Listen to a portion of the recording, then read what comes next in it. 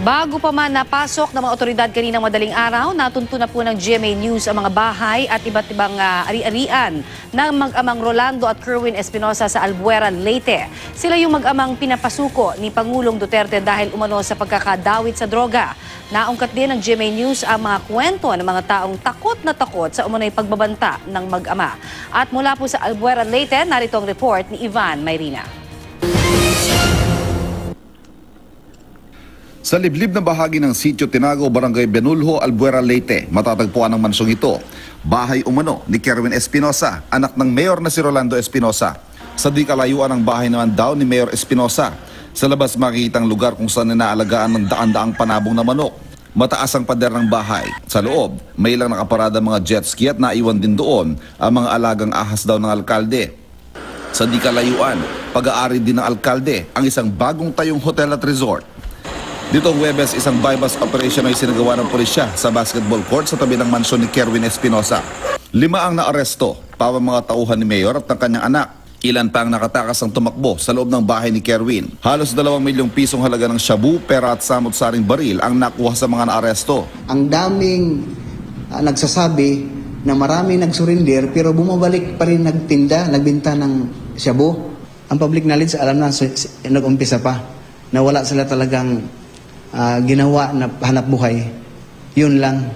Ang isa sa mga naaresto nagpakilalang welder lang daw ng pamilya Espinosa. Aminado siyang dati raw siyang gumagamit ng droga. Ewan ko, hindi ko rin alam yun. Hindi ko kasi nakita na nagprotector siya ng droga.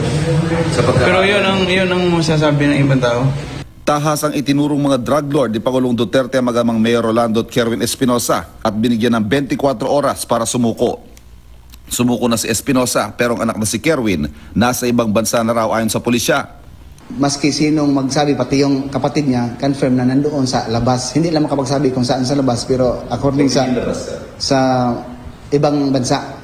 Isang banta mula umano kay Kerwin Espinosa ang dahilan kung bakit nagtatago ngayon at hindi pumasok sa munisipyo ang Vice Mayor ng Albuera.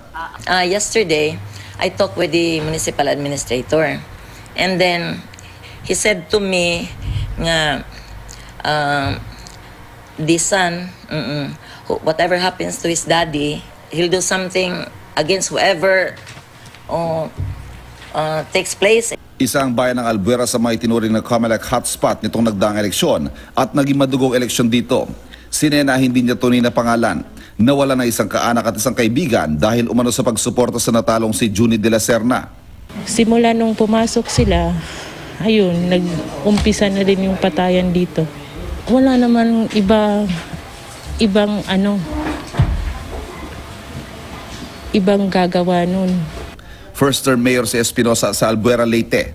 Tumakbo siyang independent at tinalong no incumbent mayor na si Juni de la Serna. Pero bago pa man matapos ang termino ni de la Serna, nagbitiw na raw ito at nagtago, bunsod umano ng banta sa kanyang buhay.